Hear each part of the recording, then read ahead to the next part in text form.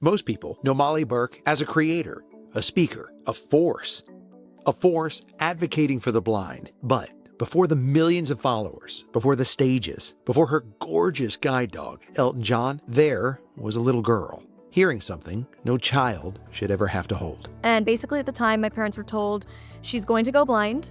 It's incurable.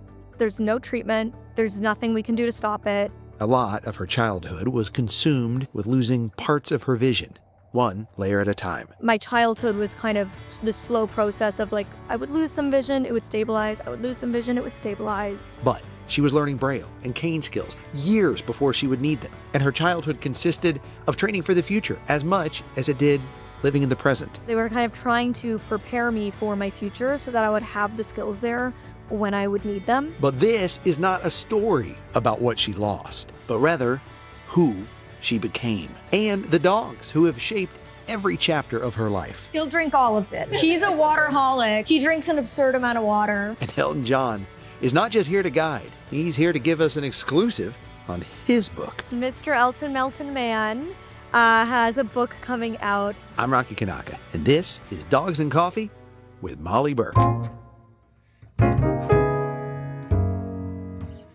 I have in front of me a coffee that I'm going to slide your way that is hot, but I'm going to slide the handle towards you. And this is, from what we hear, a medium roast cafe latte with soy milk. Did we nail it? Soy milk is my beverage of choice. I Okay. love a soy latte. I can't wait to learn more about your story. But this is called Dogs and Coffee. And we just handed you a coffee, and so we do believe we deserve the right to know more about your dog. The real guest and the real reason we invited you. Yes. As it should be, frankly. Like, he's the one that's more interesting than me. No, not at all. He's the reason my followers follow. Like, I swear, the dog content is always what's going to pop off. Yeah. Well, in all fairness, he is adorable. You know, not that they're ugly dogs or anything, but He is particularly handsome. what a Fluff muffin. what a dog. Yeah, it's the fluff factor. Yes. It right. really gets ya. Yeah. Yeah, I come does. from like a long line of long-haired dog lovers. I grew up with a Polish lowland sheepdog. Okay. Do you guys know? I don't No, even know I don't what know. that looks Yeah. like. Yeah. They're very rare. Okay. We had to drive like 8 hours to get one. This is Okay. actually a really funny story. Oh, let's hear it. We love funny dog stories. I was afraid of dogs growing up. Okay. Like, terrified of dogs. Really? Yes, because being legally blind my whole life, and I've always been fully blind in the dark. Okay. So even when I could see when I was younger, I couldn't see if it was dim or dark. I see. And so we had a lot of friends who I would go to their houses and they would be like too dimly lit for me to see. And then they'd have these giant dogs that would just come up and like lick my face or jump Right, on me. And I right. couldn't see it coming. And I was always really petite. So it would just like really scare me. Yeah, Valid fear, startling. for It sure. was really startling. And so I was like very afraid of dogs, but my parents really wanted me to have the opportunity to get a guide dog one day Okay. if I needed it. Like they didn't want that door to be closed just because I had a fear of dogs. I see. And my brother was equally obsessed with dogs. Okay. Like every Christmas and every birthday, my mom would get him like dog leashes and dog toys. And we didn't have a dog. You just like dogs, so I got you dog stuff. That's so For the funny. dog we didn't have. And so they're like, okay, we'll get Brady, my brother, a dog, and it'll help Molly get used to having a dog around. Okay. So they started trying to figure out what dog they were going to get. And there was one singular dog that I was not afraid of, and it was my brother's teacher's dog. Okay. And the dog was a Polish lowland sheepdog named Ponder, which is just the cutest That name. is cute. Yeah. And Polish lowland sheepdogs look like English sheepdogs, but small. The reason I liked Ponder was not because he was a Polish lowland sheepdog, but rather because he was a show dog. Oh. He was so well trained. He did Huh. shows. Like he was That a makes show dog. sense. Right. He was just very well behaved. Right. He wasn't just going to jump in He your wasn't face. gonna jump on me. He Yeah. wasn't gonna lick me. He wasn't gonna. He was like quiet and calm. He didn't bark. So that was what I liked about That him. makes sense. But my parents were like, she likes Polish lowland sheepdogs. Well, if you've never had a dog, then you wouldn't necessarily know that until exactly. And my parents had never had dogs. Oh. And so they drove like 8 hours to a breeder. And the breeder was like, we've got 2 left in the litter. We've got like a really sassy, rambunctious one, and we've got like a really quiet, calm one. And my family's like, give us the sassy, rambunctious one. Oh. And these are cattle dogs. Like, these are herding dogs. Oh, they're gonna be working all day, every day. So they're like high energy, high intelligence. Like, they need really good training. Yeah. Meanwhile, my family knows nothing about training a dog. So this dog was like the utter menace, like the most chaotic dog you've ever met. Like, he would jump the fence and run away into other neighbors' yards all the time. He would catch squirrels and bunnies. Oh yeah, and bring them back. And to bring you. them It's like, back to us because he was a herder. And yeah, so that was what got me used to having dogs. Okay. How old were you at that point? We got him when I was in grade 3. So I was about 8 years old. And then I got my first guide dog 5 years later when I was 13. All right, so you got a crash course in dog. Mm-hmm. Where did the name Elton John come from for this dog? So the dogs are actually named by the facility. Okay. So most guide dog schools do litter letters. Say that 5 times fast. So there'll be the A litter, and all of the puppies have A names. Oh. B litter, all the puppies have B names. It gets really hard when you get to like the X litter. Okay. Yeah. And what gets extra hard is they won't reuse a name that's already in the working circulation. Oh, And they have hundreds of dogs out there at all times. wow. Okay. Yeah. So if a dog was named that 10 years ago and it's still in service, that name is still off the ballot, which is why we get some real wacky names out there with the service dog world. Okay. But my guide dog school does it a little bit differently. They do litter themes. Oh. So Gypsy and Elton were both in the famous musicians litter. Okay. Gypsy was named after the Spanish band, the Gypsy Kings. Oh, that's fun. Yeah. Elton was named after Elton John. When he's in trouble, it is Sir Elton Oh, John. and he he's, like, knows. He snaps knows. into it. Yeah. He definitely went like this, like looked over here when you said that. We are excited for you to be here because, in full transparency, I probably know more about dogs than most people you'll ever meet. And I don't know as much as I should about guide dogs. So we're excited to learn from someone who's actually living it versus everyone's opinions of it, which we get a lot of. Yes. We have a lot of listeners that are probably going through challenges, whether it's recent or it's something they've always struggled with their whole life. They could really use a service dog. They can't afford a service dog. They don't know where to start, all the way to people that have been naughty and probably have a service dog vest on their dog. Certified service. Yes. That they And- ordered online. Yeah. Yep. I think a lot of times when there's no victim there, you go, who's it really hurting? Exactly. And so we'd love to just learn more from you and just get that perspective. But before we learn all of that, your story is amazing. And we've had the opportunity to read your book. And we want to thank you for being so vulnerable in that book and talking about some of the challenges. And when you read that book, you go, here's someone who is inspiring and powerful, especially for people going through what you've gone through that you probably never had when you were a little kid. And that didn't just happen overnight. So I would love to rewind to what is 4-year-old Molly like and what is the journey to getting to where you're at today? I was just as loudmouthed then as I am now. Okay, you didn't grow into that. You were born that way. This is who I was meant to be. Okay. So my medical journey started at 6 months old. That was when my Oh, family okay. noticed something Yep. was wrong. And it took a lot of hospital visits and specialists and tests and exploratory surgeries to finally get the main diagnosis, which is retinitis pigmentosa. Mm. And we received that when I was 4, almost 5 years old. And basically at the time, my parents were told she's going to go blind. It's incurable. There's no treatment. There's nothing we can do to stop it. She's probably going to go blind when she's in her like 30s or 40s. Okay. And my childhood was kind of the slow process of like, I would lose some vision, it would stabilize. I would lose some vision, it would stabilize. And it was prepping for that inevitable blindness that was going to come. So I was learning how to read and write in Braille, even though I could read print. Okay. I was learning how to use a white cane, even though I didn't need it. Right. So they were kind of trying to prepare me for my future so that I would have the skills there when I would need them. And like I said, I've always been fully night blind. Okay. So my eye disease, the 2 hallmarkers of the disease are night blindness and tunnel vision. Okay. So no peripheral. And it slowly closes and like a pinhole closes up. And then the central vision is different for everybody. Some people maintain pretty clear central vision. Okay. In my case, I have nystagmus. As you can probably tell, my eyes are shaking. Okay. That's a completely involuntary, uncontrollable eye movement. So for me, like lights when I could see were always shaking. Words on a paper were always moving. So my central vision was never great either. And then slowly I lost my color vision. So all colors started to just like melt together. Okay. Every dark color just became black. Every light color just became white.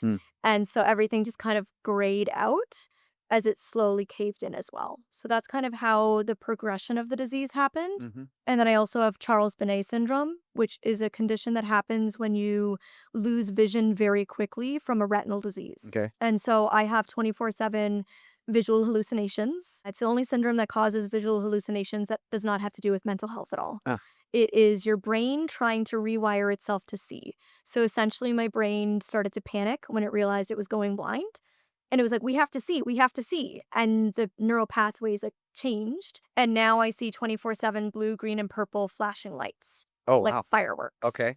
When my eyes are open, closed, going to sleep, it's always these bright neon signs. Your brain trying to figure it out. Just trying to see. So she's trying to create new visuals Okay. that are essentially visuals that aren't existing. They're Okay. not real. So our dog, Kobe, he was born blind. I bring that up because obviously his situation is drastically different than yours, but I feel like we're living his blind life as his owners. Yes. As his seeing eye people. As a seeing eye people. And what we are constantly reminded of is just how amazing he is. And we forget all the time that he doesn't have his vision. And then it's like Dogs adapt to disability yes. in such an incredible way. Like, I love seeing disabled dogs and the way that they just like move about life. Yeah. Like Yeah. it's totally normal. And I also love how all the dogs around them Yeah. also act like it's totally normal. I'm Yes. like, God, if only that was society with humans. Right. Yeah. If only humans could act that way about disability. Yeah. We're our own worst enemy, aren't we? We never say, this is Kobe, he's blind. It's just, this is Kobe, because we forget. Because he doesn't remind us. He's not. The only time we remember is when we're walking and then all of a sudden we hear thump and he's behind us. And we're like, oh, shoot, I'm so sorry, man. I'm so horrible. Because he's so good at navigating the world.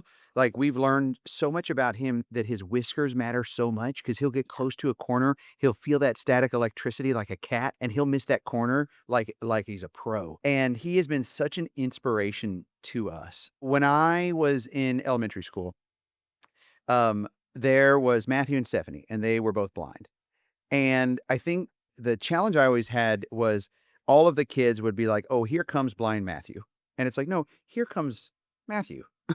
And so, yeah, so I'd love to just learn your take on that and what you've experienced. And how does that make you feel? Tell me, what should we do? How can we help? It's interesting because it's like person first language versus identity first language is Okay. essentially like what you're talking about. So like blind person or person who is blind. So identity first language would be Okay. blind person. Yep. Person first language would be person who is blind. And this is like a huge debated topic Okay. Okay. in the community. Typically people who are like really involved in the disability rights movement, which I would identify as, Yes. we actually don't mind identity first language. Okay. So blind person. Okay.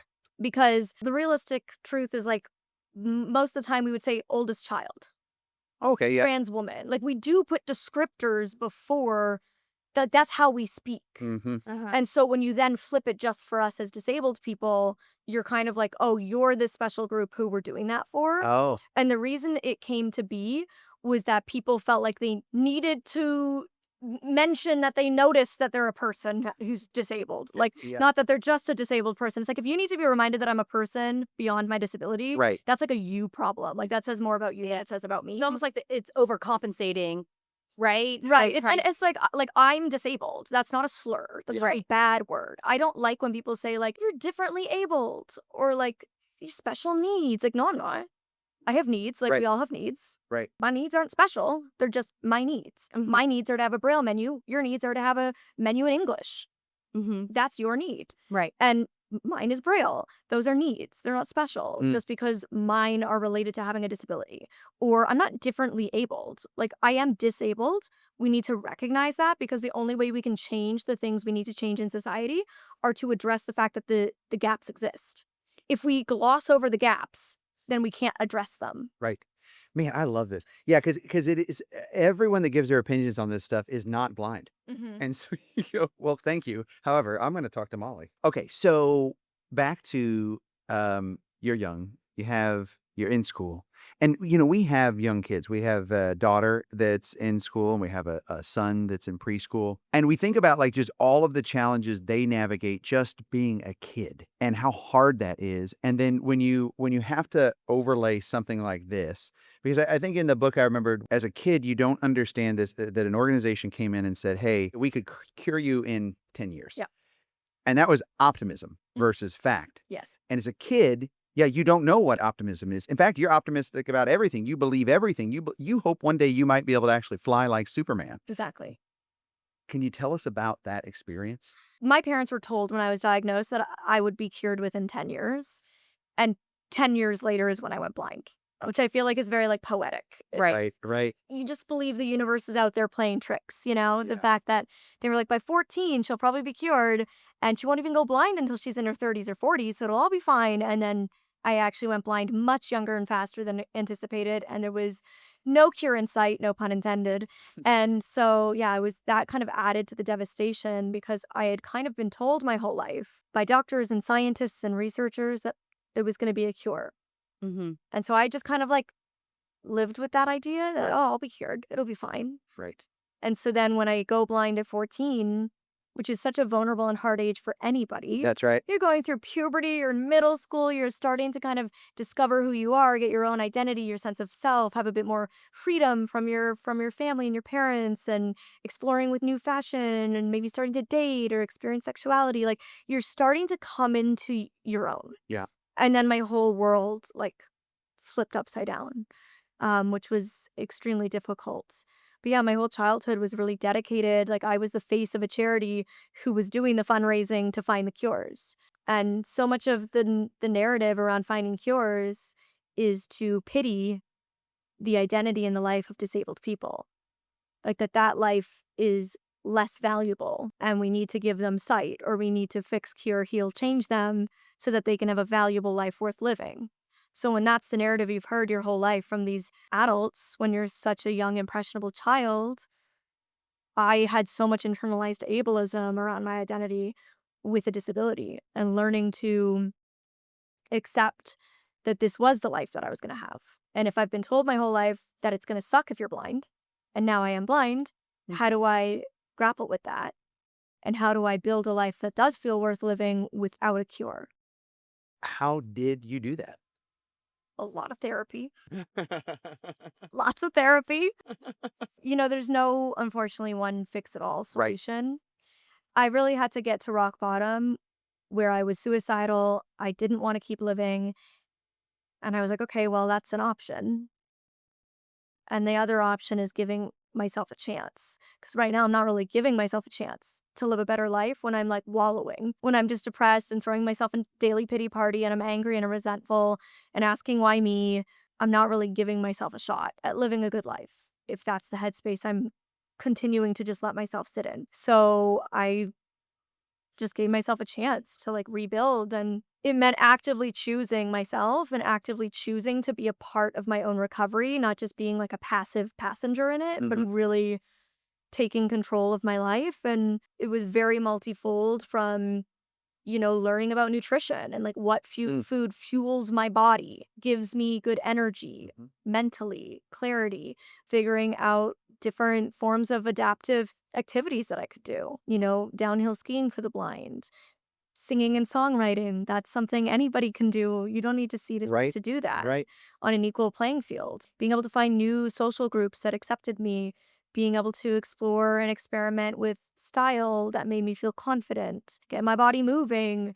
All of those things play a vital role in healing mind, body, spirit. What part have dogs played in your journey through all of this? Like a huge part, probably the biggest part. My favorite part about being blind is that I get a guide dog. Like that is by far the best part about being blind. I have had guide dogs for 18 and a half years. I'm on my fourth one. Okay. So for 18 and a half years, I have spent my life walking around with a guide dog 24/7. Yeah. I have basically hardly been without a dog next to me at all times. I don't know myself when I am not with my dog. Gosh, I can relate to that.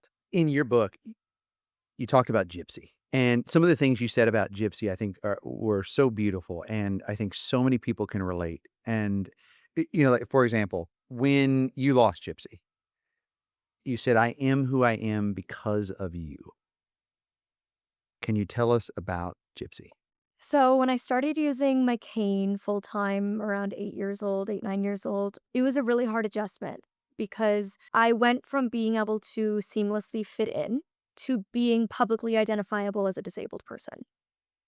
And that's going to change every interaction you have Mm. with the world around you. And to go through that at such a young age was really, really, really difficult. But it was necessary because I had a really bad accident that kind of signaled to my family and my team that I did not see enough anymore Okay. to not need it. So even though I felt like I could see, you don't know what you're not seeing. Okay. I That's guess the I never hard part looked at about it that way. vision loss is Yeah. you don't know what you're not seeing and everybody else is. So I started using the cane full time, and that was really hard. And the only thing that got me through using the cane and made me actually commit to it was that I had an O&M instructor, which is orientation and mobility, and that is the people who teach you how to use a cane Okay. and navigate as a blind person. Okay. And my O&M instructor told me, if you work really hard at your cane skills and you get really good at it, you could get a guide dog when you're 13, Oh, which is the youngest you were able to get a guide dog at the time. Okay. has that changed since? Can you get one So, tried out? yeah, so majority of schools back then were 18 and up. Mm. The odd one was 16 and up. Hmm. My school, the Mira Foundation, was 13 and up. Okay. They were the only school in the world that was training guide dogs for blind children. Now they're 11 and up. Okay. So they've actually lowered the bar even more. More schools are 16 and up than used to be, and a few are like 13, 14 and up. So it is slowly, the bar is inching lower, which is exciting. That is. Why the age limit at all? I guess I don't understand. It's a huge responsibility. There's Yeah, so okay. much that goes into having a guide dog, which we can get into. We're but going to, yes. You essentially become the trainer, right? So That makes sense. I mean, dog ownership in and of itself is such a huge right. responsibility. And it's not your parents' dog. It is your dog. Your dog, yeah. You need to maintain that bond. You need to maintain the control. They need to see you as their handler. Yeah. Okay. And that, as an 11-year-old, like that's How a do you navigate? lot to take on, Okay. right? So you need to be really the right person for it. And additionally, you also have to have the right skills and lifestyle for it. Okay. You have to have a need for a guide dog. If you're always with your parents, you don't really have necessarily the need You've for got it. your parents to help. Exactly. Okay. Yep. Or if you aren't even a confident, capable cane traveler, then they're not even going to consider you for a guide dog, which is why my O&M instructor kind of planted that seed for me. Smart. And I just was like, all right, that's it. I'm getting a guide dog when I'm 13. And keep in mind, this is when I was still afraid of dogs. So like I was just like, I just know that will be more fun than this cane is. Okay. Yeah. And so I really worked so hard at my skills. She would blindfold me and have me walk down the street with my cane on a busy sidewalk. And I would use my hearing to count the trees using passive echolocation. Okay. And I would listen to the traffic patterns and identify when I heard the surge from my parallel traffic go straight through, which means I can cross and get myself safely to the other side. And I was practicing all of these solo routes and like doing all of this so that I could get the guide dog. Wow. And in March of my grade 7 year at school, I had just turned 13 years old. Just like I had just hit that 13 line and I was in there getting my evaluation, which meant that I went on a 6-hour train ride to Quebec, where the Mira Foundation is located. Okay. I did a multi-day assessment where they looked at how independent I was, how mature I was, what my O&M skills were like. I interacted with some dogs. They had me bring a dog back to my dormitory for a night to see how I was able to care for it. And at the end, I was told that I passed and I was approved to come back in July. And so that was how I spent my summer between grade 7 and 8. I went and I spent 4 weeks at 13, 6 hours away from home, Oh, wow. living in these dormitories, and everybody else was much older than me. I was the only one who spoke English because Quebec is predominantly Right. French French, yeah. speaking, and I'm from Toronto, which is English speaking part of Right. Canada. So I did not know French. I had been exempt from French growing up Okay. to learn Braille. Oh, So when wow. all the other kids in class were learning French, Mm. I would go off and I would learn Braille. Huh. So I did not know any French. Mm. So it was extremely isolating, and literally the only thing I had was Gypsy. Huh. And it was that very month that I started losing the majority of my vision. Wow. And I called my mom from guide dog training and I was like, I think I'm losing a lot of my vision. And Gypsy was there literally like from the beginning of that journey of my significant decline in my sight to where I am today. So I got her. It was just grueling. Like I remember I would go to bed at like 8 p.m. because I was so exhausted. We'd Yeah. get up at 6 a.m. every morning, feed them, take them to the bathroom, go up for breakfast, and then the day would start. And we would just be loading up all these blind people and these dogs and these vans and going to all these different destinations to experience like different things with our dogs to expose us and teach us. It's so taxing because you're learning first off, all these new commands, the hand gestures that go along with the different words that mean different things, and it's in a language I don't know. Right. So I'm just trying to learn like assi. If I say assi and I do this with my hand, then the dog will sit. I don't even have to know what that means. I just have to learn that will do. Yeah. And so I'm like learning all of this, and then you're putting it into practice in these new environments that you're unfamiliar with while trying to balance this very careful, delicate balance of getting the dog's respect that like you need to listen to me. Yep. Because right now they respect their trainer. Mm. But I am slowly taking over. So like learning that like they need to respect me. I am their handler. I am the one they need to listen to, while also bonding, right? And that's like a really That's a lot. it's a gentle balance of like, when do I step in and when do I like That push and pull. focus on bonding? Mhm. Like a toddler. Truly, it's. Yeah. I always say I have like a toddler in a fursuit that walks around with me. Yeah. And a lot of people think like, oh, you go blind, you get a dog. And no, it's like there's so Right. much more that goes into that. You certainly don't just get a dog. There's a lot of work you have to do ahead of it. It's Right. like, And- congratulations. Exactly. Yeah. Here we go. And then you have to like be approved by the training facilities. Yeah. And everything that goes into getting the dogs ready on their end is huge. I mean, each dog is about $40,000 to train. That is what I don't think people understand. I probably get 5 emails a week of, can I buy them a guide dog or whatever support they need, because they're going through a hard time and the dog is their solution, but they don't have $40,000. And I think a lot of it is they're just starting to enter that. So they haven't even gone through, well, okay, even if I had the money, could I get into the program? And like, they've just started their journey. So their first thought is, oh, Rocky loves dogs. I'll ask him to send me some money, but it's not that easy. No, it's not that simple. A lot of schools for training guide dogs for the Okay. blind, and all of them are charities. So the Mirror Foundation is a nonprofit. They fundraise. Yep. And all of the money that gets donated is what allows them to give blind people like me these dogs free of charge. That's neat. So I don't pay the $40,000. Okay. But that is how much the school has to pay per dog that gets given out to blind people like me. Okay. And I recently saw a YouTube video where you went to a school. Where was that school at that you went to? Like, it was, I think just in this year you did this video. I went recently to Guide Dogs of America, which is in the Valley. Yeah. Okay. Yeah. Oh, it's in the Valley? It's in the Valley. It's just it's a local guide dog school. It's amazing. Like seeing you go through that process and how that works. I had no idea. And it was so enlightening. And even just the caretakers with these puppies and like raising them and then the dogs that flunk out. Yes, there's a lot of volunteers Yeah. that are involved. So essentially how it works is the Mirror Foundation, where I've gotten my 4 dogs from, they do everything on campus. They Okay. breed the dogs, and a lot of people say like, why don't they take rescue dogs Right. and train? No, they are like meticulously studying bloodlines, genetics for the right personality traits, the right health traits. If you're putting $40,000 into a dog, you want to make sure it has a long working life, and you want to set it up for the best working life possible, which means no health issues, Mhm. which means no behavioral problems, Yep. which means incredible temperament for every environment they're going to face. Okay. This is so specific. So they breed on site. Yeah. They have hundreds of dogs. My school opened in 1981. Okay. The founder was an animal behavior specialist, and he felt like, wait, if I crossbreed a Bernese Mountain Dog with a Labrador, I think I would get the perfect temperament for a working guide dog. Wow. So he did that, and he trained Mirabelle, the first guide dog, which is why it's called the Mirror Foundation. Okay. After Mirabelle. And that's how it all started. It started on his family farm, and then they converted their family farm into a full training facility. They have the veterinarian clinic on site. They have like everything is done completely in-house.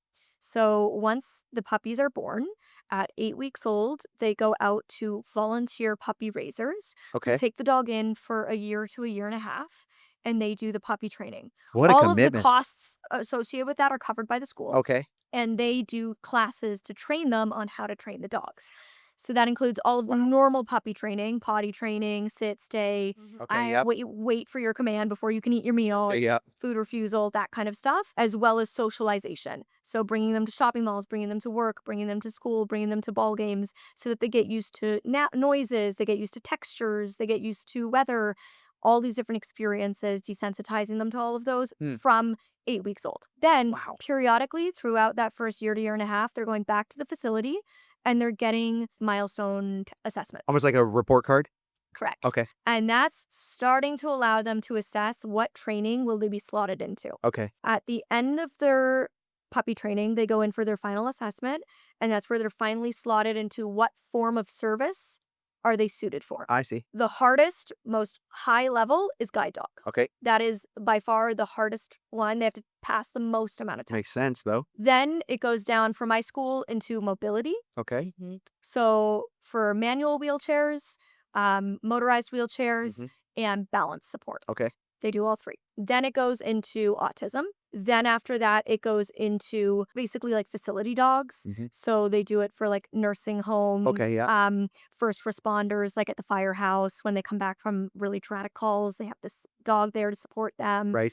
Hospice centers for children. I met one that would go around to the hospital and they'd lay on patients to help bring. Yes. Yeah. Okay. Great. Yeah, exactly. So that's kind of like the lowest tier. Okay. And if they can't even do that, then they get I'll basically take 'em. on the flunker list, and there's a long wait list of people who want these dogs. I know, which is funny. It's the flunker list, and they're still the A+ compared to all the that's dogs. the thing, right? Like, they're Yeah. still like these very well behaved. That's the thing. They have to be perfect Yeah. to pass all of these tests. So, say once they get into the guide dog program, that does not mean they will become a guide dog.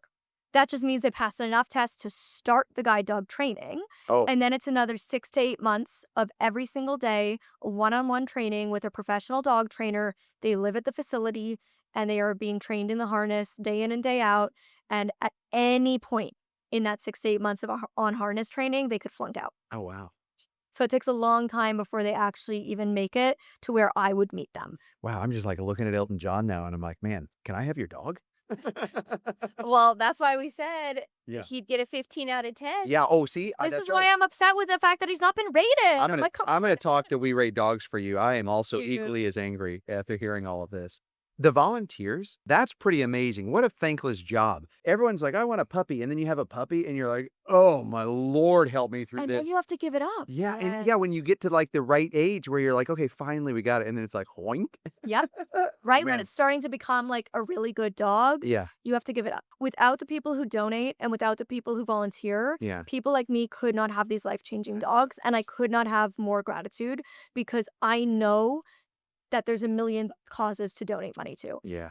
And in this economy, that's hard. Right. And I know that it is so hard equally to love a dog and give it up. Yeah. And so anybody who in any way gives back to these facilities, I am immensely grateful for. That's neat. Have your dogs ever had to like go back and do like a touch-up training, or do they get enough of that stimulation on a day-to-day basis with you, or how does that work if you have any sort of like training issues in your everyday life? So a big part of getting the guide dog is learning to then become that dog's trainer. Okay. As you guys know, you can't just train a dog once and it's done forever. It knows Right. it always. They unlearn a lot faster than they learn. So at any point, problems can Mhm. arise. Yeah. And that is why it is important as a handler that you are diligent about maintaining the training, Right. practicing, staying on top of it, not letting things get slippery. So, at any point, if you're having major issues, the facility will come out. They'll send a Gotcha. trainer out. Okay. If That's they have to, they will take the dog back to the facility for a touch-up. You obviously want to avoid that if you can. It's easier to keep on top of it Yep. than to undo all that. Right. But things happen, Yeah. right? And at the end of the day, these are dogs, not robots. Right. They're highly trained dogs, but they are dogs. Yeah. Mhm. Mistakes can be made. Fears can develop. For example, the only time that I really had to have my school come in was with my first dog, Gypsy. Mhm. I can certainly say that with every dog, I become a better handler Okay. because I become more experienced, right? So I know now how I would deal with things like this. But at the time, like I was 15 years old when Right. this issue arose. I did not know how to handle it. I called Mira that came in. Essentially, my dog had developed a phobia of the school bus Right. because we had a student who was very disruptive on the school bus Uh, and it scared her. pretty So she valid. developed a fear of going on the bus, which we had to take to get to school. Right. So the school came out, they worked through it like in real time. They came on the bus with me in the morning, they came on the bus with me in the evening, and they helped us work through it. So yeah, I'm really so grateful for the trainers as well who are really hands-on and supportive. And at any point, like I can text or call my trainer if I'm having an issue Okay. and like talk through it with them and be like, what should I do in this situation? And they're there to support me to make sure that, again, like these dogs get the longest working career possible. That's what everybody wants to see. Thank you for sharing. That is that's neat. Well, and I think too, we mentioned this maybe off camera, but tell our audience, when is it okay to pet your guide dog or not? I know the answer. I know the answer. I got this. I got this. Yeah. The ideal is if the harness is on, it's not just that you don't pet them, it's that you ignore them entirely. Yeah. You pretend they don't exist. Don't make eye contact. Don't make kissy faces. Oh, that's the Don't worst. stick your hand out. Just don't do that, period. Don't do any of that. Yeah. Like, don't put on the dog voice. Go, I know I can't pet you, but I would like to.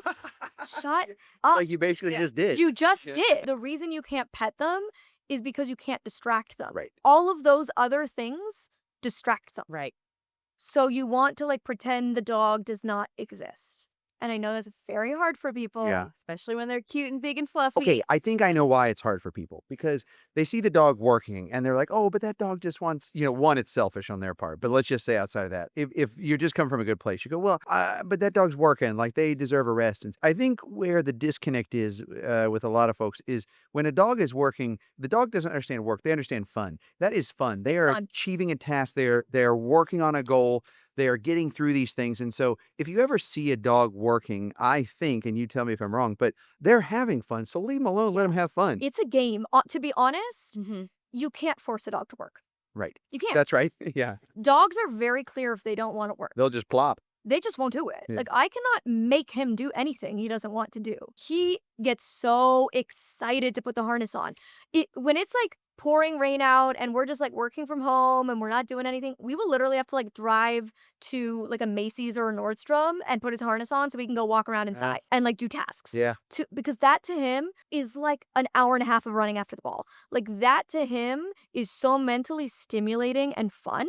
And the reality is every single time he does a task correctly, he gets a treat or he gets praise. Yep. Every single time he does the right thing. Yeah. Best believe he loves it. Yeah, he's That's- ready. He's yeah, ready. It is as fun as like learning to play fetch. Yeah. I He can see that. adores it. These dogs love to work, and that's a big part of making sure you're breeding correctly Right. to get the type of dog who is motivated by praise, who wants to do tasks. Mhm. Like that's something that brings them reward, that they feel Mm. good about that. People will always tell me like, oh, well, I was going to adopt a dog, but I needed this, or I wanted this, or I've always wanted a King Charles Cavalier, or whatever it is. And I say nonsense, silly. It's a supply and demand problem. There are plenty of dogs in a shelter that could use a good, loving home. Unless you're a farmer and you go, I have a herd of 200 cows and I need a cattle dog. Right. Certainly, this was the purpose of breeding dogs. It has gone overboard. Mhm. If ever a blind person, see, I've learned, comes to me and says, I need a specific dog and I need that dog bred. Yes, absolutely. More power to you. I am not on the bandwagon of rescue dogs. And I am needing to clear hundreds and thousands of millions of dogs out of shelters. But that makes a lot of sense. So let me just say, I feel like we're friends at this point. If anyone has given you heck for that, you just send them my way and you say, Rocky said, and he's sitting in the pee and the poo in the kennels with the dogs and he's losing the dogs sometimes. It's okay. I appreciate that. And the other thing I hear a lot is like people thinking it's cruel Mm. to make a dog work. Okay. Mm. And it's so funny to me because I'm like, okay, let's just look at this. You have a pet. You go to work. Your pet is home alone Yeah. Right. for 8 hours Yeah. while you're at work. It gets a walk in the morning and a walk in the evening, and that's its life. Yeah. My dog is with the one person it loves the most all the time, is constantly getting mental stimulation, is constantly getting physical exercise. Mhm. Whose dog has a worse life? The line's probably blurred somewhere between where I think a lot of that comes from is people have noticed that a lot of dogs are put in extremely dangerous situations to help humans. I think that's fair. But then the line, I think, bleeds to this dog is being mishandled. But that's not the case at all. Like dogs love to work. They want to work. They want to get up. They want to roll with you. They want to support you. It's what we made them to do. Yes. So service dogs. Yeah. What do you want people to know? So much. Please. Okay, great.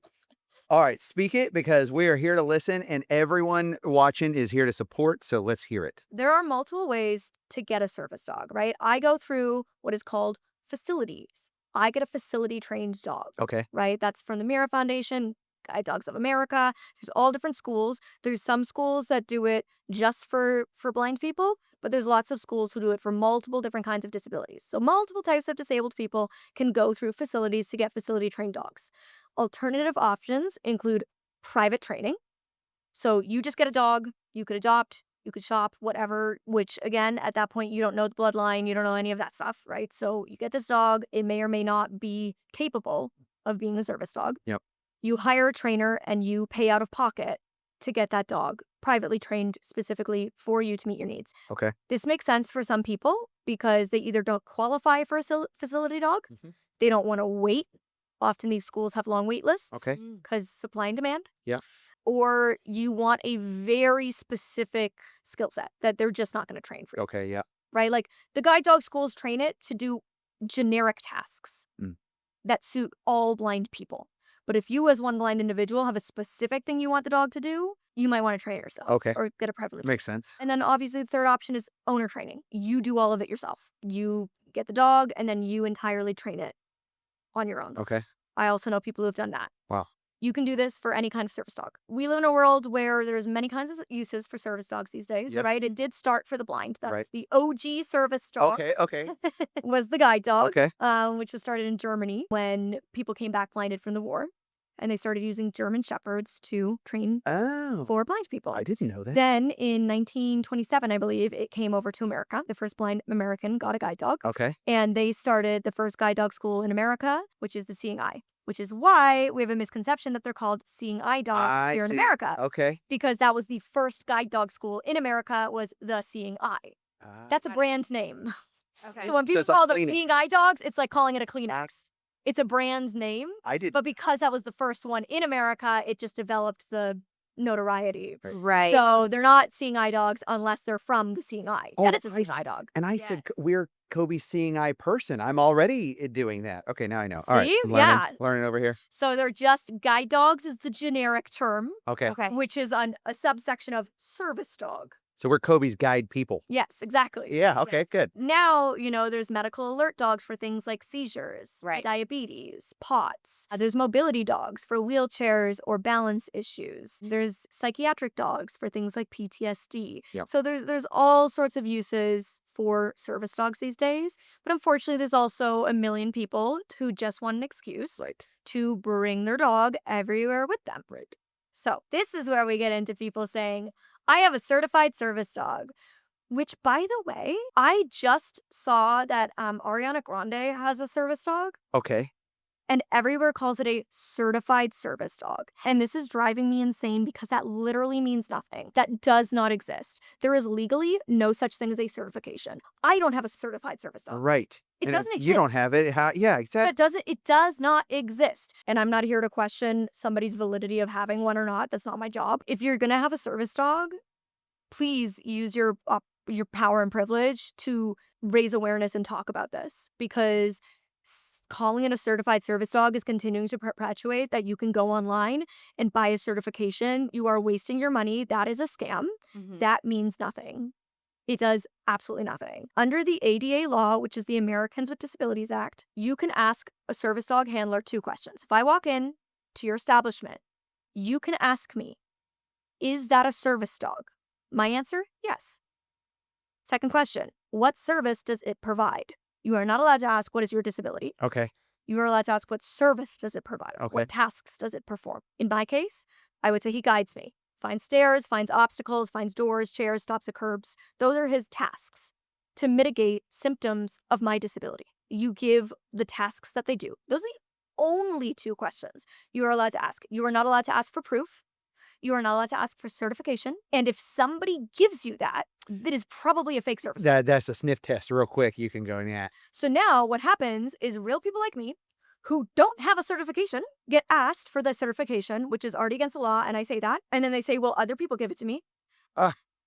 So now I look like the fake Right. Right. because the fake ones are giving certifications. Right. And then, yeah, and they'll think, oh, well, you don't look blind. Like, I don't, because you're very spatially aware, which is really neat. And that I could see where someone would just go, no, I don't see it. Mhm. You're like, well, It's incredibly frustrating. And that is the harm you are doing. You're creating this narrative that you're allowed to ask for certification, which you're not, and that the certification exists, which it doesn't. So that's one level of the problems that exist with this lack of education and awareness around service dogs. The secondary issue is you're bringing dogs into spaces who may or may not be safe around people Right. or around my service dog. Right. So I have had 2 service dogs in public spaces wearing service dog gear who have lunged at my guide dog when he is working, have almost attacked my dog, growling, aggressively lunging. I can guarantee you no real service dog is doing that. And if they are, they would be immediately removed from service until that problem is corrected. You wouldn't work a dog who has that behavior issue, because if your dog attacks my dog, that could lead to career-ending injuries Right. or career-ending phobias. And then thirdly, it creates negative connotation around service dogs to the general public, because they see dogs like that sniffing food at the grocery store, jumping on tables at restaurants, who are wearing service dog vests, and now they don't trust that any dog is well trained. So they don't want dogs in their grocery store or their restaurant or their taxi. I am learning a lot. Yeah. It makes sense. I deal with dogs with trauma all the time, and this is real, and it only takes one instance for that trauma to be set in. Look, we had it. My soul dog, Flip, was a boxer, and he was perfect. He was perfect in every way. He was Lassie. He could walk beside me. I wouldn't need a leash. We always did walk with a leash, but he could. Like, he was just that dog. We needed some help. We were busy. We had a dog walker take him out. He comes back, all of a sudden, leash reactive. Took me years to work that out of him, if I really even ever got it out of him.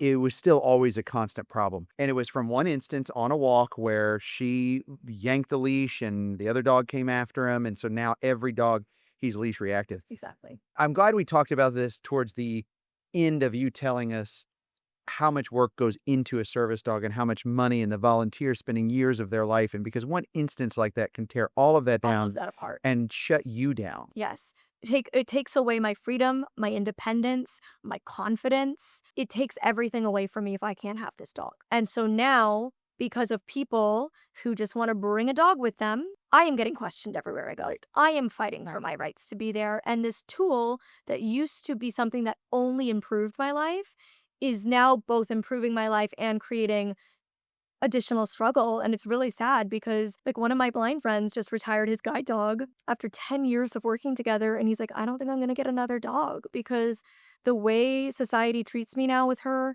the way that the public interacts, other dogs in public that are reacted to her, like, it just doesn't feel like it's what it used to be. And that breaks my heart. Yeah. That selfish people who think, oh, it's no big deal, it's not harming anyone if I bring my dog. Right. It is. It's harming a whole community of people who greatly rely on these dogs. It's harming countless people who spend so much money and time into these dogs so that they can benefit people like me. And trust me, my life is already hard enough. Like, I already have enough hardship Right. just trying to get point A to B in my life. Mm-hmm. That I don't need this additional fight. I don't need this additional fear of, is a dog in a shopping mall going to come at my dog? One day when I open a coffee cafe, bring them. I mean, outside of health code issues, like bring your dog. That's what I also don't understand is some places they're just not set up for that. They don't want that. The owner doesn't want that. It's not a good fit. You can feel it when you go in. Patronize a place where you really feel that the dogs are welcome. A dog coffee cafe, go there. Like, that's what I would encourage folks to do that just want to bring their dog everywhere with them. I get it. I know that feeling. I love my dog. I want to as well. But not all dogs are meant for all things. No, that's right. Exactly. Like our dog, he's blind, he's got heart issues, he's got all these things. And as a result of that, we don't take him to dog We can't. parks because if he gets too excited, it's too much He'll have- stress on his heart and he'll have a heart attack, right? And so as much as we think he's amazing and want everyone to meet him and him to meet other dogs, that's just not his life. And so why put that stress on him? Yeah. Right. And that's why I Yeah. say, like, these dogs are socialized and exposed from puppyhood. And I mean, my dogs have zero fears. Like, we're walking down big New York City streets, Yeah. sirens go, laser focused. Yeah. They do such interesting exposure therapy with them, when they're puppies, like right from birth, when they're in the kennels and they're, say, like, feeding them, they'll play the sound of fireworks and thunderstorms. Oh, yeah. So that the dog from puppyhood is associating positively with it. And then they slowly just start playing it when they're not being fed, but they're playing and making sure that they're completely desensitized to all of these different things that dogs might develop fears around.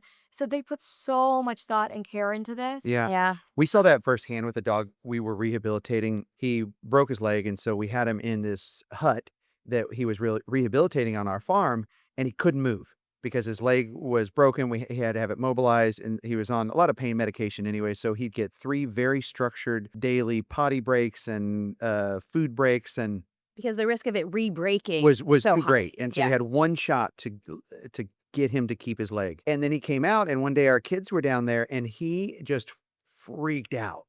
And we didn't even think about it. And so when he heard a little kid, he just didn't know what to You do. got too excited. Yeah, and one of our friends who's a trainer was like, "Oh yeah, I'm going to give you a CD." I'm like, "Who has a CD player?" But what I did is I started on Alexa.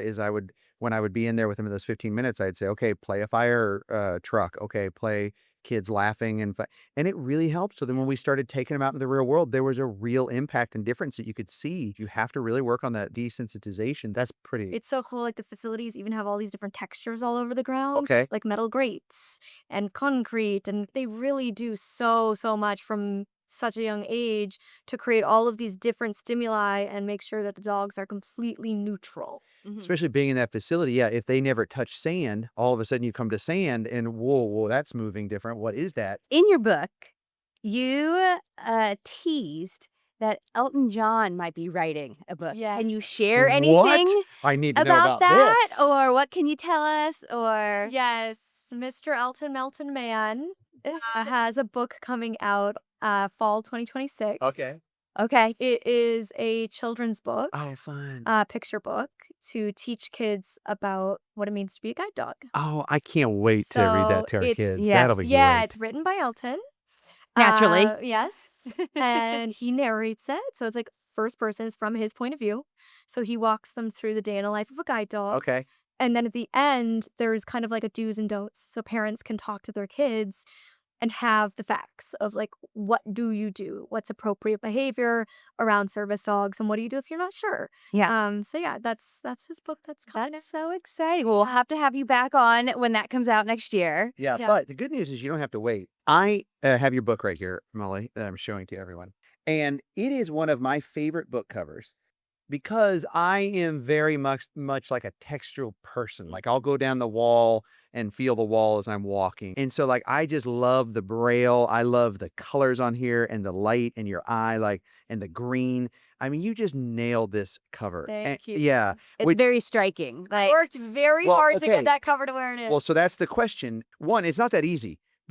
I'm sure publishers were like, "You want us to print what on where?" And I think you had some challenges with that. Can you share that with us? Yeah, definitely. I advocated very heavily to make sure that my cover was as accessible as it could be at every level because I'm not going to advocate for inclusivity and accessibility if I'm not going to practice what I preach. Right. So, for example, the photographer who shot that photo was an amputee. The makeup artist who did my makeup that day was a quadriplegic, and the hairstylist was legally blind. That- So I wow. made sure to hire disabled women to create that cover. And then the cover itself, we have large, bold, high color contrast fonts, so it's easy to read. We have the metallic lettering to pay homage to the fact that I have a little bit of light perception left, so I Okay, can see yeah. when light hits shiny things. Yeah. And then we have the tactile textured Braille, which is raised. It's not just a visual that says unseen, and then Molly Burke. So there was lots of different things that went into it. And then in the interior of the book, we also used a font called Atkinson's Hyperlegible, Okay. which was created by the Braille Institute. And it actually increases reading speed for those with low vision or print reading disabilities like dyslexia by 50%. We increased the sizing and spacing between letters and words, so it's easier to read. And then we also did bolded font, where you would typically do italics, because italics are difficult to read for Oh, yeah. low vision Yeah. and for those with print reading disabilities. I didn't even know all the inside stuff. Listen, I listened to your audiobook because I'm dyslexic, so it's really hard for me to read. Well, I didn't and know. now you know you could Now I have know. potentially read it. And you know what? I will go back and read it because I went through college. At the time it just wasn't as big of a thing, and it's not until I met a professor in my senior year, and he's like, "Oh, I have a couple tricks for you," and I was like, "Okay." Like sure. Because when I first went to college, it was, "Oh, sure, you can go to a different room and take all the time you need to take the test." I'm like, I don't need more time. And more time isn't gonna all of a sudden turn these letters into things I can comprehend. But he really helped me. He's like, "Okay, you take a ruler and you go line by line, and just little things like that." And I'm like, "How'd you know all this?" He goes, "Oh,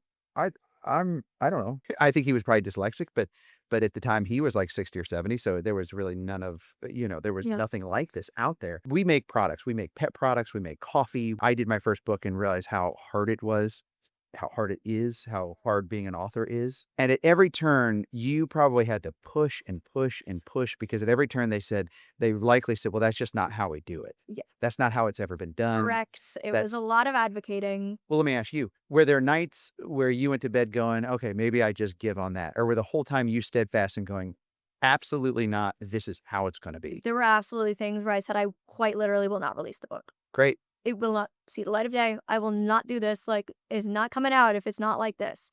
And I'm so grateful. My literary agent is a godsend. She's a rock star. She's the only reason this book exists. Awesome. My literary agent fought for me every step of the way. It was completely on my team and advocating with and for me.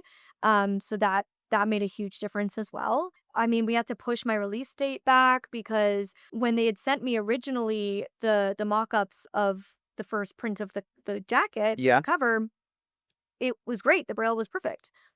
And then 2 weeks before release, they send the final, the Braille's flat. Oh, the printer messed it The up? book's coming out, I can't have flat Braille. Yeah, like the, Like, that Yeah. completely diminishes the entire point That's of not Braille. having Braille. yeah. Right. So it was so frustrating. And, I spent 2.5 years working on this and Right. putting everything I had into it. And then to realize that this release date that I've been living for a year, Right.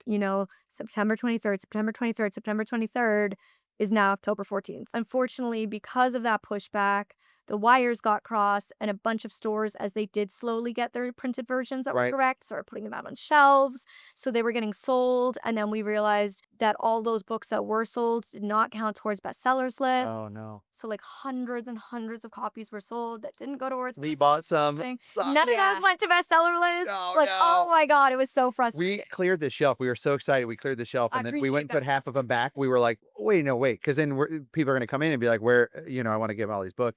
And we gave them out to people and our team, and they really loved it. And Thank you. and the neat thing about this is the product you created is great for blind people, for people who can see. It makes a better product for me. Like I said at the beginning, one of the best books on the shelf, just visually, because of all the things you did. It doesn't hurt me at all. It only helps others, and it Exactly. makes a better product. That's what's so neat about it. And that was why I pushed so hard, because at one point there was a bit of pushback on the selection of the font interior Okay. and the sizing. Yeah. Increasing Because it the makes size more that we did. pages, or you had to cut down on They just felt like it wasn't going to be as visually pleasant for Oh, silly. the average reader. And I was Uh-huh. kind of like, well, they get all the books. Every single book ever is made for them. Right. Whereas people with dyslexia, people with print reading disabilities, people with low vision get none of the books.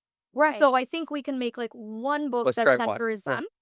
And well, if they have to be uncomfortable reading every book, if this is slightly uncomfortable Yeah. for the average person, maybe that's a moment to develop empathy, Right. to develop compassion and Right. understanding and bridge gaps. And what the funniest part is, once we went with it, and I took the mock-ups of what is standard, the Mhm. normal sizing and the normal fonts that every book uses. Yeah. And then I showed mine, and I showed it to a bunch of sighted people, and I said, which one do you prefer? I didn't know leading questions. Yeah, I just yeah, tell yeah. you which one do you prefer? Right. Yeah. Hands down, everybody Always picked yours. mine. Yeah. Wow. Yeah. Everybody. Well, and I think in the world we live in now, where everything's so fast and just the dopamine hit after dopamine hit, to have something like that where you can slow down and it's spaced out and everything's not just sandwiched together where it's hard to focus and pay attention, I think is really helpful. And I heard, correct me if I'm wrong, but I think I heard somewhere you say that there are 1 billion people in this world living with a disability. So that seems like a pretty big market that this book could potentially help. So to me, why would a publisher not want to do that if it isn't widely available? Yeah, exactly. 1 in 4 Americans live with a disability. Okay. I always remind people anybody can become disabled at any point. That's right. We are the only minority community you can join at any time because the majority of disabilities are acquired through age, accident, or illness. Okay, yeah. The majority of disabilities are not from birth. Mm-hmm. So you might be one of us. I think a lot of people could relate to that, especially in our audience just watching this, going, yeah, that's me. That didn't used to be me, and that's me now. Yeah. It means so much to us that you're sharing this with the world, because I think you're helping a tremendous amount of people. Everyone go buy her book right now. Like your heart and life will be touched. And you think you'll do more books? I'm already working on it. Okay, I was gonna say, Don't- I advocate for you to do more books, because I think there's a place for that in the world, and let's just get you having one of these a year, and I will read the paper version of the next one. Yeah, now you know. Now I know. The font hopefully will make it easy. I've gotten Yeah. quite a few people reaching out and telling me that it did really make their experience easier. Of course, one size doesn't fit all. Sure. It's not Yeah. going to make it easier for everybody. Sure. I did my best. I am certain there are things that I could have done better Yeah. that I didn't know about, and hopefully I'll learn and do it better next time. But I truly did my best at every touch point that I could, Yeah. and I'm proud of it. It was a lot of work.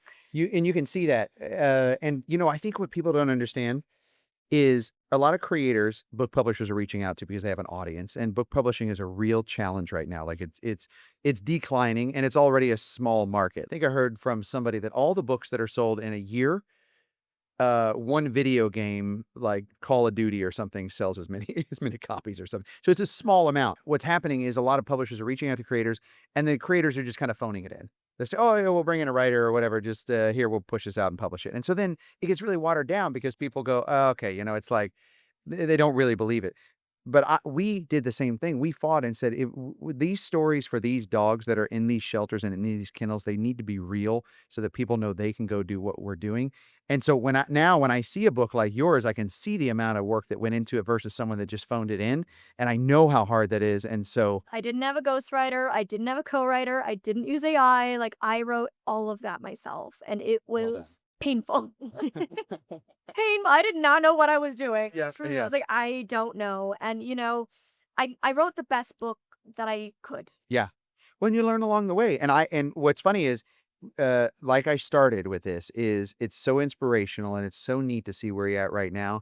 And you going all the way back to the beginning and sharing some of that journey and story with us, especially around your dog, because we are dog lovers, and My Gypsy. first soul dog. So we have two final questions for you that we ask our guest. Your soul dog, Gypsy. If Gypsy was here now and could understand you for a moment, Hmm. what would you say to Gypsy? Well, I know some people are going to think I'm cuckoo bananas, but I firmly believe Elton John is the reincarnation of Gypsy. Okay. So I that's do think awesome. she's with me right now. I think she came back for me. I believe it. And I think when you come full circle after you've lost your soul dog and you start to go, I see my dog in other things in this world. I know that they're with me and they're guiding me or they're reincarnated. And so that's really neat. Okay. But And she really went through the hardest period of my life with me. She went through my vision loss, my bullying, my suicidal ideation, depression. She went through my first boyfriend and my first heartbreak, my graduating of high school and going to prom. She was my prom date. Oh. I made her whole harness a corsage. Oh. So we got it all custom flowered out. She went with me when I moved out on my own at 18 to the big city. We lived in our own apartment together, got our first job. And then right when I quit that job and started my business is when she passed away, really unexpectedly and really suddenly, as you Yep. read in the book. Yeah. And so she went through like my whole coming of age, truly. And that's why I say like I am who I am because of her. And this is why I'm a huge advocate for blind children being able to get service dogs, because I can tell you I would not be the person I am if I had not had her through that. Because she was, in so many ways, the only thing I had to hold on to. Like, I would talk through Gypsy. Wow. Gypsy would be the way that I could express how I felt when I didn't feel like I could say it. It was Gypsy feeling that way. We are a team. We are a partnership. We both equally contribute to our success. So truly, like, I would not be the confident, strong, capable blind woman I am today if Gypsy had not been there through me forming my identity as a blind woman.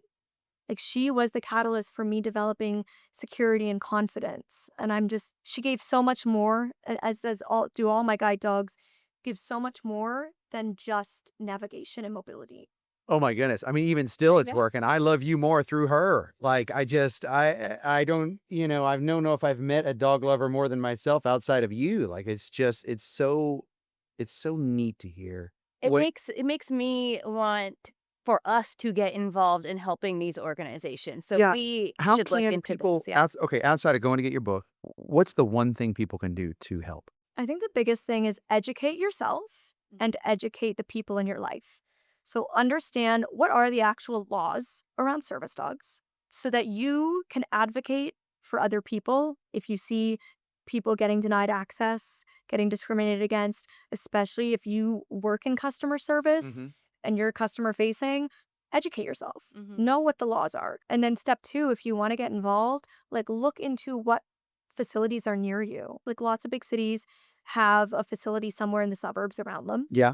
Right. So there are lots of facilities that are in need of volunteers and that, of course, are in need of donations. Obviously, I cannot advocate for the Mira Foundation enough. They've been life-changing for me. I've received 4 incredible dogs, Wow. Gypsy, Gallop, Benny, and now Elton John. Willing them too, because that's pretty amazing. I can't wait to They go are do a some more really research small on them. school. They're That- all like mom and pop Yeah. school, and like literally every dollar helps. So Okay, final question, and then I have one more. What would Gypsy say to you?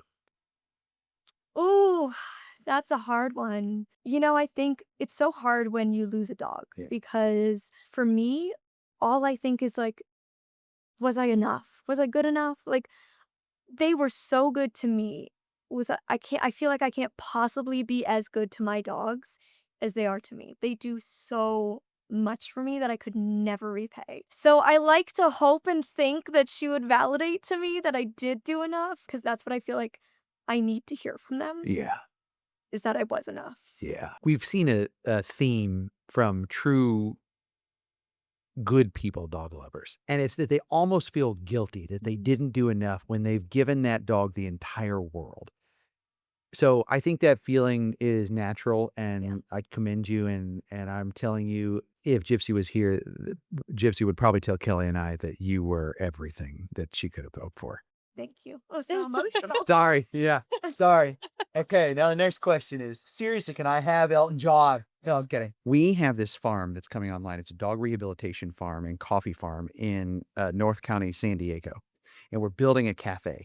We just announced this recently. So cool. Okay. We would love to have you as a special guest and come down and just beat us up and go, no, that's not correct. Yeah. Fix that. Here's how you do this. Train our staff, because I think people just don't know. And we're not trying to turn anyone away. We want to welcome people. Even if someone's like, oh yeah, this is the service dog, I have a certificate.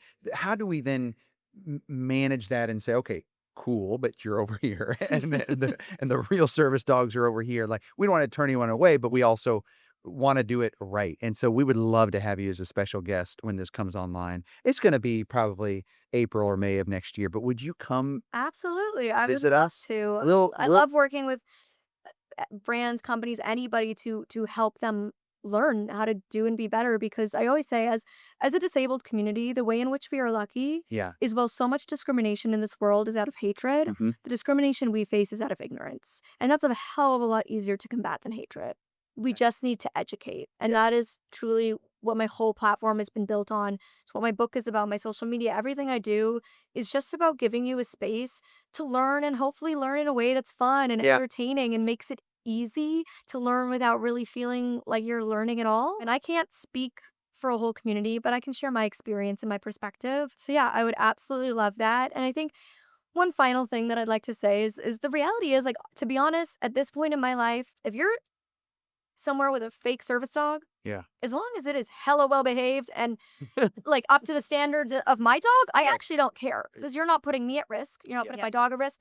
You're not dragging our name through the mud. It's fine. I, as a handler, have to maintain certain standards. The law states that even if it's a real service dog, if it's not behaving like one, if it's growling, if it's acting aggressive, if it's jumping on counters, you can't ask it to leave. I have to maintain his standards. And that's why I said those 2 dogs in those vests who lunged, even if they were real, they'd be pulled from service. Right. Because our dogs do have to maintain standards. So really, train your dogs. Yeah. Keep on top Yep. of it. And Yeah. know, Keep them on a leash for yes, for for God's goodness sake. sakes. Yeah. And well, what's nice now is now we know Molly. So if we see any of this behavior, we're gonna be like, hey, I'm gonna call Molly if you don't knock it off. Out of here. Let's all give a round of applause for Molly and Elton John. Good boy. That's a good doggy. You're a good boy. 15 out of 10.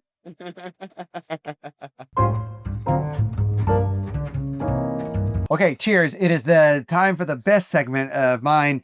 Kelly's always right. I'm you don't out. have any coffee? I You didn't. want me to I get you didn't coffee? prepare. I'm sorry. That's No, okay. it's okay. It's. Why are you looking back? Who's back there? I didn't know if maybe you had like a secret stash. No, I shut it because the sun was coming in so bright. Oh, my son, you got your butler back there making you coffee?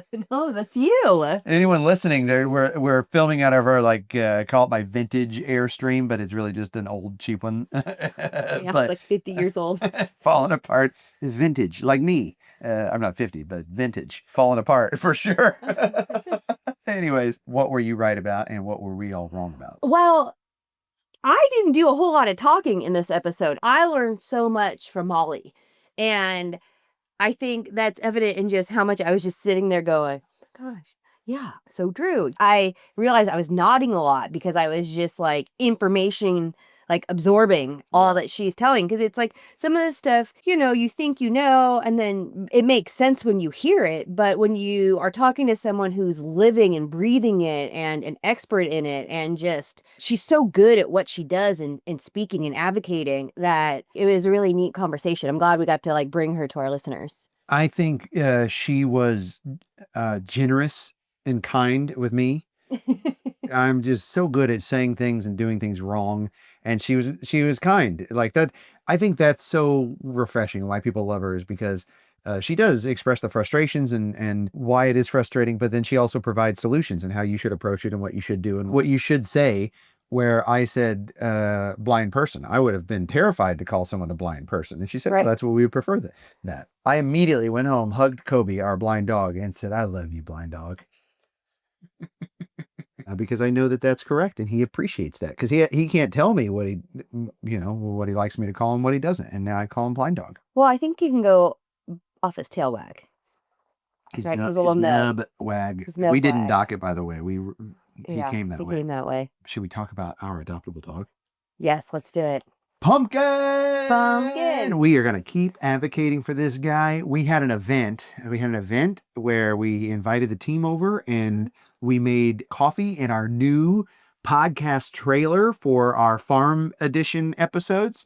We're still going to do them in LA and Have guests and stuff. travel around to other Yep. cafes but when it's just homegrown, when Kelly gets to just talk to me, we'll be there, and then we can bring the farm dogs in. And so we put that whole event together. We can't show it yet because we haven't released it, but he was there, and we were certain there's a really nice family there, and we were certain that, man, he could be perfect for them. Well, and he I wouldn't think- get anywhere close. I think where we went wrong was it was towards the end of the day. This was probably the longest outing Pumpkin has ever had. Hours. It was it was 4 hours total. And, Yeah. and he usually would go out for 20 minutes, 30 minutes, an hour, but he did great. He did great. You're right. It was just that last, It was that 30 last 30 minutes of the 4-hour outing where he's just like a toddler and was like, yep, I'm done. I'm not doing that. Well, not in a bad way. Like he just wanted to go back and lay on his bed over by the Yeah. car. And that's good. That's a safe spot. And that's okay. Yeah, he wasn't trying to escape. He wasn't Yeah. trying to like dig out from under the fence. He just wanted to be on his bed. He was over socializing. So just like kids, you let them, you try to force them, you go, yeah, it's not going to end well. But the good thing is that,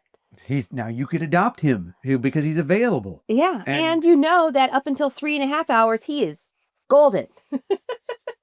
Any events you want to take him to for 3.5 hours, tested and proven to be amazing. Yeah. He's my favorite. He is my favorite. People say, "Oh, I don't play favorites." I play favorites, and he is my favorite. So it'll be sad when he goes, but he deserves a family. Deserves it. He does. He's a really great dog. So we have a couple more podcasts coming out. And then that's it. That's it for the year. We launched a podcast this year. We have been overwhelmed with the amount of excitement that you guys have matched us with this podcast. So we're so excited about what's to come and being able to do this on the farm and travel around to cafes and more amazing guests. But we've got 2 more. And then, vacation time. Well, if you mean vacation by hanging out with our 2 kids, yes, vacation. Where are we going? I don't know. We don't have anywhere to go, but we're No. going to take some downtime. We're going to shut the cameras off and just be people for a little bit. Be present. Be a present. And I got to go. I got to do some digging on the farm. I got to get the well online. So got a lot of work to do, but Projects. just not having to think in production, so it's going to be really fun. We love you. We'll see you next week on a next amazing podcast. And be sure to click this and just keep watching. I'll put the playlist right here. I know so many of you are throwing this up on your TV and watching it, listening to it on a drive, downloading it. So make sure you subscribe. It goes a long way into helping us get these dogs adopted. And we appreciate you. This has been another amazing episode of Dogs and Coffee.